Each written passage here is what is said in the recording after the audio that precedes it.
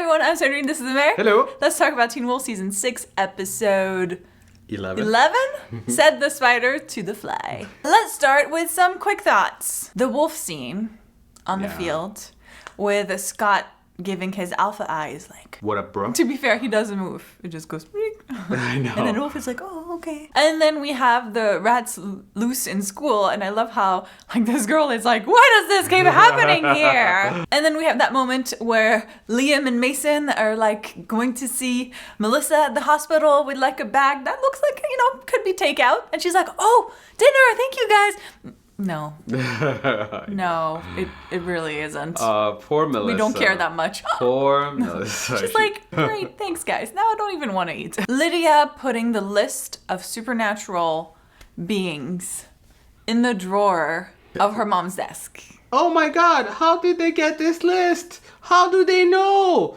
Oh wait! I mean, that's just so convenient. That's so silly. Like, it's silly. It is silly. No, I agree. It is literally like, oh, here's a supernatural being. They're a werewolf. They're this, they're that. Like, I just feel like, shouldn't you be a little more careful? Like, protect that information a little more than just like, let me just slip it on your desk. This explains so much about what we saw in the trailer, where basically the entire school knows who's who. Yeah, who's supernatural. Exactly. And I'm like, oh, really? I wonder how this happened. Let's talk about some of the updates on the characters, like where they're at. It seems like it's a few months. What's what? Yeah, What's a few months since we last saw them. Scott is assistant coach now. And I love how coach is like threatening to fire him. And the guy's like, this is my last volunteer. Day. Yeah. He's like, oh, well, we won't pay you. I don't make money. Like, I don't know. Well, I can still make you leave. I'm leaving tomorrow. Like, coach is like, damn it. I know. Coach is a fun character. Yeah, he's the best. I did think that Liam's scene, missing Hayden, is like, oh, I don't want to do. I miss her so much. So funny. Malia is ready to go to Paris, meet some French Poor boys. Malia. She's like, I'm out. I'm come on, guys. I know. Okay, fine. She tries to get out, and they pull her back in. Yes. Yeah. Well, this is how Scalia happens.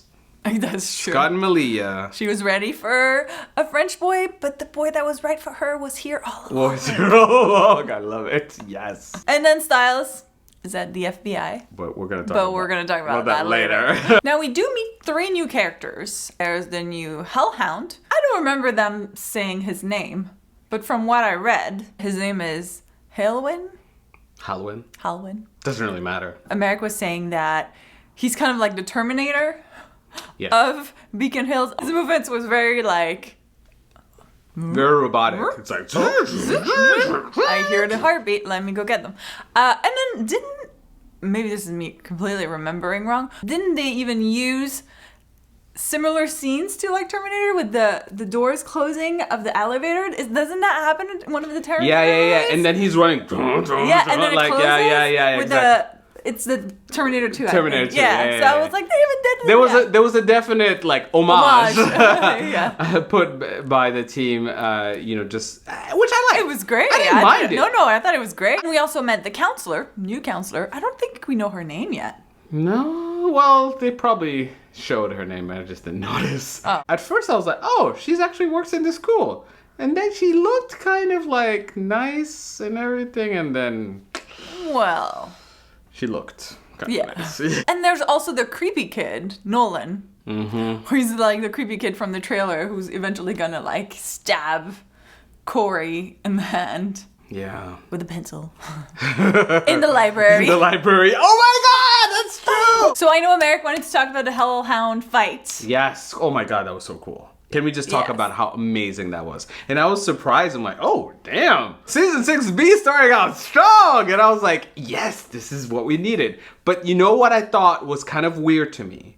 The new Hellhound whooped Paris's ass. Yeah. But Liam put up a really good fight to the point where he actually hurt the new Hellhound pretty badly. But is it because he was already tired from the fight? I thought so. Right? I thought so. But you know what? You're not supposed to be able to take on a Hellhound at all. Well, obviously, as a supernatural being. Obviously, he's been like not practicing his skills for like at least 100 years. So Yeah, maybe not. He's a little rusty. But maybe there's something special about Liam. What do you think? Like, I mean, obviously he's having a tough time with his powers, but is there something more? Is maybe Liam the only character that would actually become full wolf? No, because Derek did that. But this season, like right now. Okay. You don't think that would happen? What does that... We just don't know what that means, though. I don't know. I just think like there's something special about Liam this time around. All right. You don't think so? It did not cross my mind. Something I do also want to mention, which is kind of tying everything in this season, is that the Hellhound wasn't just like fighting Parrish or Liam just to fight them. He had a purpose. He was looking for somebody. And he keeps saying that it must be stopped. We get a sense that it is tied to the wild hunt. And which leads me to talking about Lydia's vision, where she sees the spider webs. Why spiders all the time? Why not? Spider webs. And she hears a voice that says, "You were supposed to ride with the hunt forever." And so, again, connection with the wild hunt, they kind of messed with the order of things. They brought Styles back and they let something out as well, which is what the Hellhound was looking for. But that leads me to how shocking his death was. Oh my God, yeah. Because I was like, wait, what? Like, he was such a cool character. And they just like, we're just going to kill him, like, right off the bat. I will say this, right? I wanted him to teach Parrish so much. I know, but hold on. I don't think he's dead, one. Really? No, I don't think he's dead. Right? Okay. No, I'm 100% sure he's not dead. Why? Because did you not see the trailer? No. You see him coming back to life. You do? You do!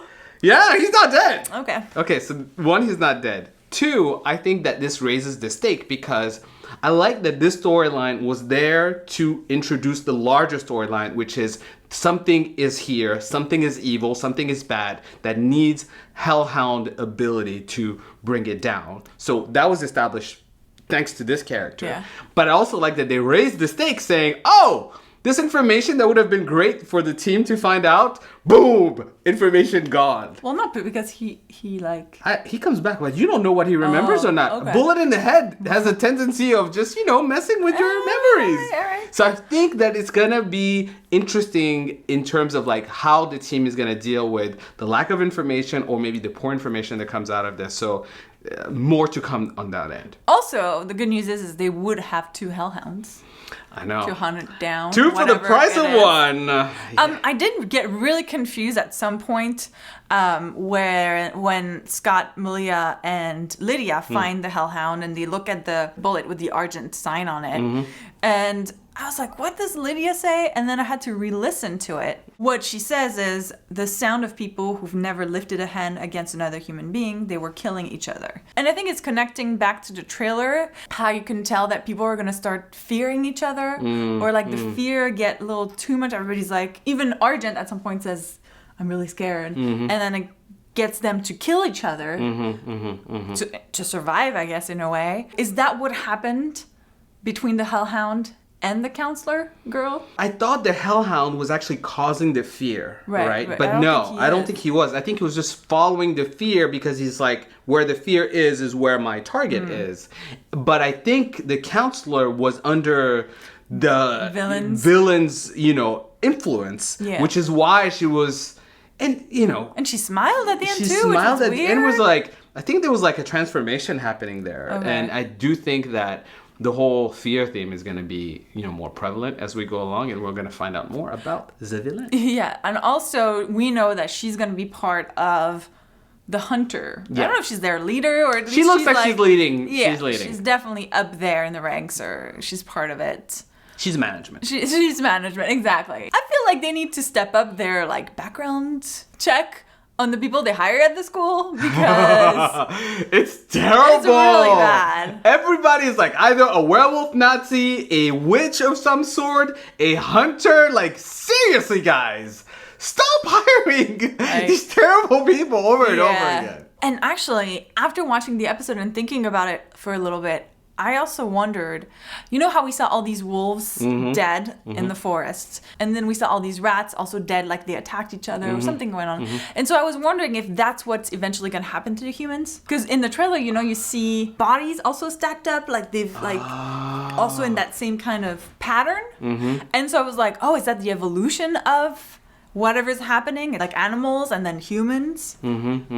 Yeah, or it's a maybe very, supernatural creatures. it's a very real possibility that there is an evolution to this whole fear thing, right? Where maybe they start attacking supernatural first, but then they start attacking each other. Yeah. It's like, maybe you're supernatural, but I'm not. And then, yeah. you know, the suspicion. It's going to be very interesting to see how it all plays out. Yeah. We talked about how the list is going to be important in setting things up with people attacking each other, but it's going to be very interesting to see sort of like how the effects of that fear happen, who they affect, who they don't, how you control, how you fight against that. I think it's going to be super interesting. And I want to end with Styles, of course. Oh my God. At the FBI, he's all like, yeah!